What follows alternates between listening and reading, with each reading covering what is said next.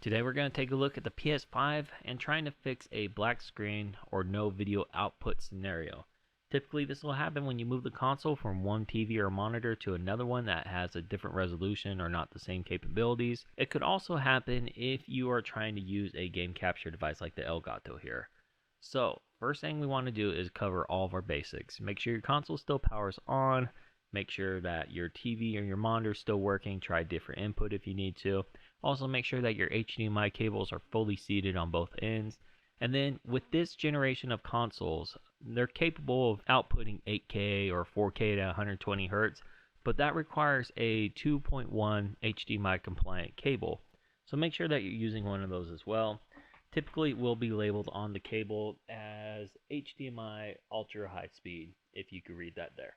So HDMI ultra high speed if you're expecting anything over 4K 60. Typically regular HDMI cables for sale can do up to 4K 60 as it is.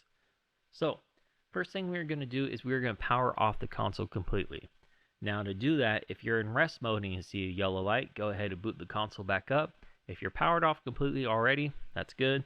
And if you are powered on, what you need to do is hold the power button until you hear a second beep.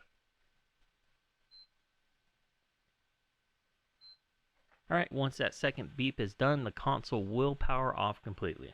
Now that the console has stopped flashing white, we know that's powered down completely and we can start it back up. But when we start it up, we need to boot it into safe mode. And to do that, we'll do the same thing with the power button. We'll hold it until we hear that second beep. It should take about 7 seconds.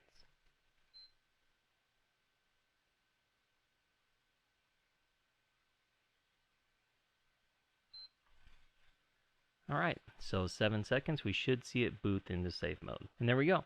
Now as instructed, you will need to plug your controller in with the USB cable.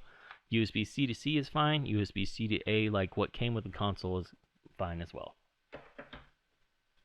And with the controller plugged in, we see the safe mode menu. What we want to do is we want to go to change video output and then change resolution.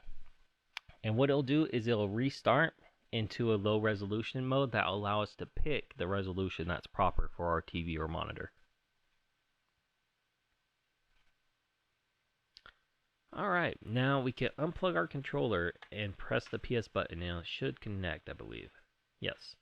Okay, so from here you'll pick your proper resolution. This is a 1440p monitor that I have, so I can't show 4K. However, 1440 is not a resolution the PlayStation 5 supports, so I will pick 1080. And there we go, we are up and running. So the second thing I want to show you is in the case of you using a Elgato like we have here. What you need to do is you actually need to go into your system settings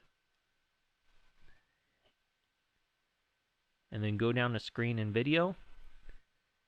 No, I apologize. We're going to go to system and we are going to go to HDMI, and this enable HDCP needs to be unchecked. What that is that it's the high definition copyright protection, and that is actually what is preventing you from using a pass-through or a game capture device. Now the only thing I will say is with this off, there is going to be a number of things that you can't do on the PS5. A lot of streaming apps like Netflix or YouTube won't work. You won't be able to play Blu-rays. You will be restricted in content. However, in order to use the game capture devices like the Elgato, it is necessary. So that's all I have for you today. It's pretty basic stuff, and that's why it's Basic Tech Tips.